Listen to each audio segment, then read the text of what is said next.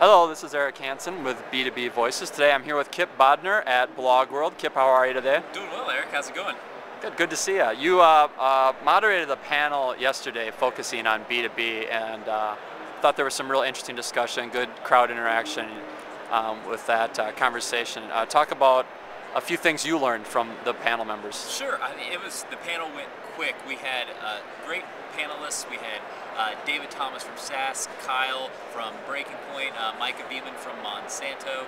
And some things I took away, really, I think a lot came from the audience. There were a lot of questions about ROI, and I think there were good answers for ROI. Kyle specifically, has developed methodology for tracking lead generation and tracking sales to his blog, from his blog to his sales team, and it has tangible results of that. So ROI was a huge topic, and then kind of getting started.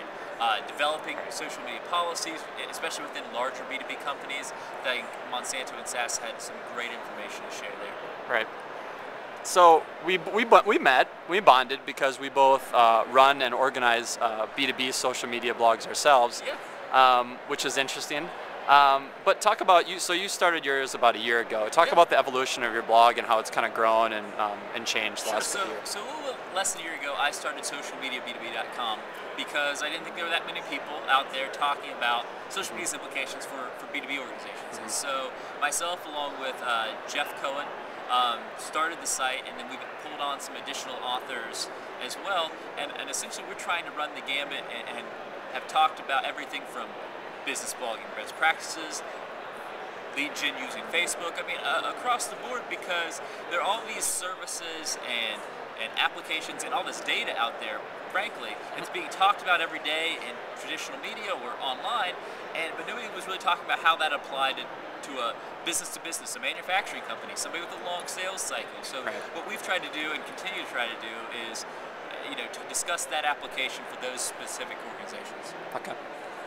Lastly, you work for a full-service interactive agency. Are there any specific niches or verticals within the B2B world that are more quickly to adopt some of these tools and programs? And if so, what are they doing? Sure. I think in the B2B space, you kind of have different stuff across the board. Like if you're trying to sell to like a power company, social media is probably not your thing because they're guys that sit behind desks that are completely locked down. They don't have access to a public internet connection, but I've seen a lot of growth in social media use for like the food service industry is very big. The agriculture industry is starting to be big proponents. I know several folks from the agriculture industry are here at Blog World Expo.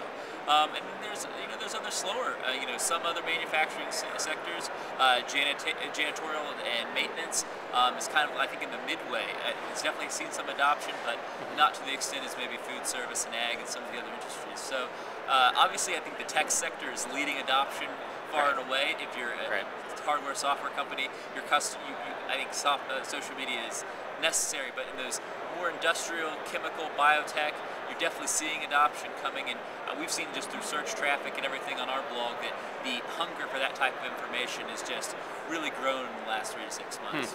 Okay, great. Well, great meeting you this weekend, Kipp, and I hope to stay in contact with you, but thanks again. It was very good talking with you. Thank you.